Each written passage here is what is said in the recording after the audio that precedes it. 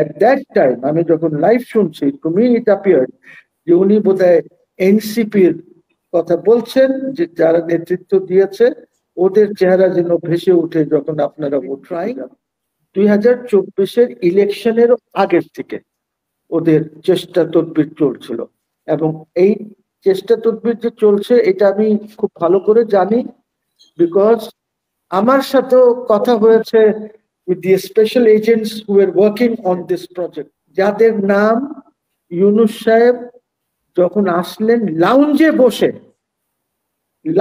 বসে উনি এই নামগুলি কেটেছেন। আমি নাম আর নিতে চাচ্ছি না, কার কার নাম কাটা পড়েছে। সবজি কোনোটাই 100 টাকার কম না, 100 টাকার কমে কোনো সবজি নাই। What are you saying? People don't have money in their pockets. Inflation is so high. So আমি আর কি বলবো এই সরকারের। শুনেছি ওনার বক্তব্যটা 90% ছিল ওনার যেহেতু অমুক, যেহেতু তমুক, এইসব করে বেসিক্যালি ঘোষণা যেটা ছিল সেটাতে তো আমি কিছুই পাই নাই। দ্যাট হোয়াট ইজ দি ঘোষণা, মানে কি বলতে চাচ্ছেন, কি ঘোষণা দিতে চাচ্ছেন, কি দিক নির্দেশনা আছে ঘোষণার মধ্যে, আমি কিন্তু এটা পাই নাই। এইটা আমি ব্যক্তিগতভাবে মনে করি this is just a simple I wash. এটা বেকুব বানানোর কথা, আর কিছুই না। He does not have the ability to give a proclamation or to give a ঘোষণা or whatever. তার কিছুক্ষণ পর উনি গেলেন বক্তৃতা দিতে, 8:22 মিনিটে উনি বক্তৃতা শুরু করলেন, which I think if I'm not wrong lasted হয়তো 20-25 মিনিট হয়তো লাস্ট করেছে বক্তৃতাটা। আমি এক্স্যাক্টলি জানি না, বিকজ আমি এক জায়গায় ছিলাম, সেখান থেকে মিটিং করে ফিরতেছিলাম। আচ্ছা, এইখানে অনেক কথা বলেছেন উনি, উনার সরকারের যত তারিফ আছে সব করেছেন সেখানে, এবং আস্তে করে বলে দিয়েছেন যে ইলেকশন হবে আপনার ফেব্রুয়ারিতে, এবং আমি ইনস্ট্রাকশনস ইলেকশন কমিশনকে দিয়ে দিচ্ছি। সেখানে এই বক্তব্যটা আমাকে আরেকবার শুনতে হবে, কারণ হচ্ছে যে আমার মনে হলো উনি এনসিপির পক্ষে, যখন উনি এই কথাটি বললেন যে আপনারা যারা ভোট দিতে যাবেন আপনাদের চোখে আশা করছি ভাসবে এই যারা এই আন্দোলন করেছেন বা সামথিং লাইক দিস, একটা কিছু এরকম বাক্য ছিল ওর মধ্যে। তো এইটা আমাকে আবার শুনতে হবে একবার যে এক্স্যাক্টলি কি ছিল। To me at that time, আমি যখন লাইভ শুনছি, টু মি ইট অ্যাপিয়ার্ড যে উনি বোধহয় এনসিপির কথা বলছেন, যে যারা নেতৃত্ব দিয়েছে ওদের চেহারা যেন ভেসে উঠে যখন আপনারা ভোট দিতে যাবেন। So this I have to listen once again. Second হচ্ছে যে আপনি জানেন যে এটার আগেই আমাদের Peter Haas, the former ambassador, উনি এসেছেন বাংলাদেশে, উনি এনসিপির সাথে কথা বলেছেন কক্সবাজারে, এবং Patwari has denied this. Patwari বলেছেন যে আমাদের সাথে কোনো এরকম কথা হয় নাই। এখন এই কথাটি যখন আমেরিকায় আছে, মানে অনেকেই অনেক টেলিভিশন চ্যানেল থেকে আমরা দেখলাম যে পিটার হাস, বিশেষ করে আমার মনে হয় যে এখন টিভি মনে হয় দিয়েছে যে পিটার হাস আমেরিকায় আছে, বাট আমরা দেখেছি না, আমি জানি না কোথায় আছেন, বাট এরকম একটি গুজব বা সত্যি কথা হোয়াট এভার এটা এরকম বেরিয়ে এসেছে। সো এখন the reason I'm saying this is because Yunus সাহেব কিছু সময় স্পেন্ড করেছেন আমাদের বে অফ বেঙ্গলের কথা বলেছেন অনেক। he spent at least 2-3 minutes বে অফ বেঙ্গলের কথায় উনি ছিলেন।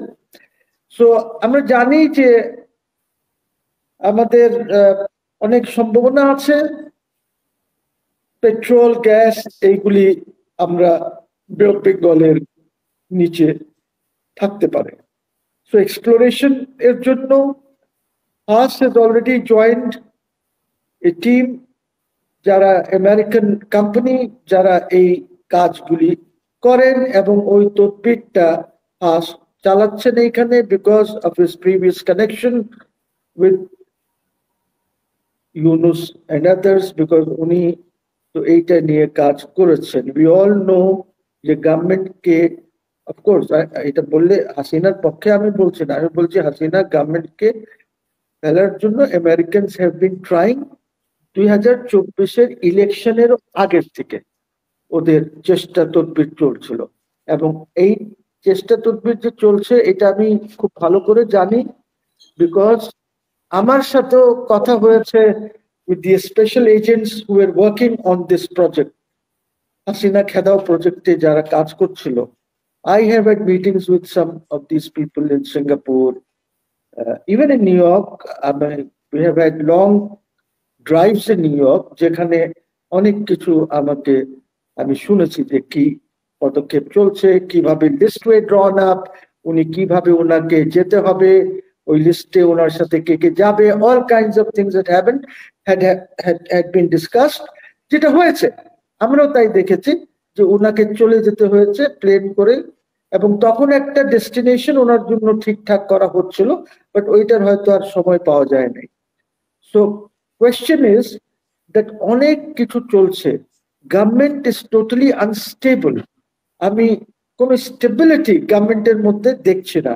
ওর কারণ হচ্ছে আমাকে গতকালকে somebody was telling me from Gazipur যে ওইখানে মোর দেন 60% না 70% এর মতন garment factories have closed down. আমরা এতটুকুন জানি যে বাংলাদেশে more than 50% factory garments and otherwise they have closed down, বন্ধ হয়ে গেছে, এবং অনেকেই বেতন পায় নাই, বেতন পাচ্ছে না, যার জন্য সাংঘাতিক প্রবলেম হচ্ছে। সো ইকোনমিক্যালি আমরা we are not doing well. আর আপনাকে একটা তথ্য দেব? জি প্লিজ। ইউ সি, যখন ইউনুস সাহেব আসলেন তখন there was already a list of কারা ক্যাবিনেটে যাবে। তখন তো অ্যাডভাইজার ছিল না। উনি যখন 2:30টার সময় এসেছেন তখন অ্যাডভাইজারের কনসেপ্ট ছিল না, বিকজ অ্যাডভাইজারের কনসেপ্ট এসেছে 7টার পরে, যখন 106 করা হয়েছে, ওই যে রাষ্ট্রপতির কি বলে রেফারেন্স অ্যাডভাইজারি ওপিনিয়ন নেওয়া হয়েছে অ্যাপেলেট ডিভিশন থেকে, তখন দিস ওয়াজ এট অ্যাবাউট 7-7:30 এটা করা হয়েছে। তো মাই ইনফরমেশন ইজ যে লিস্ট যেটা ছিল ওইখানে অনেকেই ছিলেন যাদের নাম ইউনুস সাহেব যখন আসলেন লাউঞ্জে বসে উনি এই নামগুলি কেটেছেন। আমি নাম আর নিতে চাচ্ছি না কার কার নাম কাটা পড়েছে, ঠিক আছে? আই নো অ্যাট লিস্ট 5 যাদের নাম কেটেছিলেন উনি ওনার ওই যে নূরজাহান এদেরকে ওইখানে বসেই উনি করেছেন, এবং উনি বলেছেন দ্যাট আমার গভর্নমেন্ট আমি চালাবো, it will not be an army back government.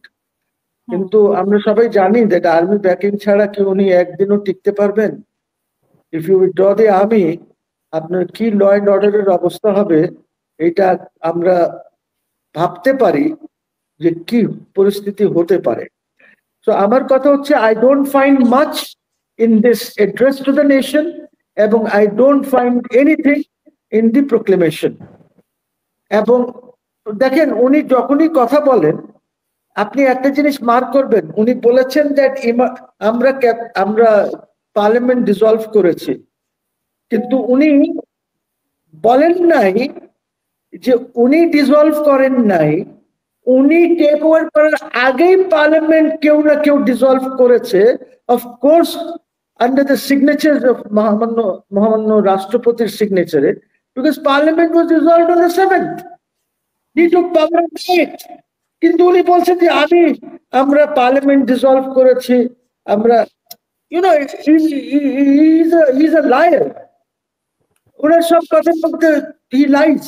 উনি যে ধরনের কথা ওনার এড্রেসে আছে মনে হচ্ছে বাপ রে বাপ, 1 বছরে উনি 5 বছরের কাজ করে ফেলেছেন। আপনার এইখানে আনএমপ্লয়মেন্ট বেড়ে চলেছে, আপনার মোর দেন 30-35 lakh people have gone below poverty line. আপনার চালের দাম বাড়তি, গত 2 সপ্তাহে অ্যাটলিস্ট 5 টাকা করে বেড়ে গেছে চালের দাম। সবজি কোনোটাই 100 টাকার কম না, 100 টাকার কমে কোনো সবজি নাই। What are you saying? People don't have money in their pockets. Inflation is so high.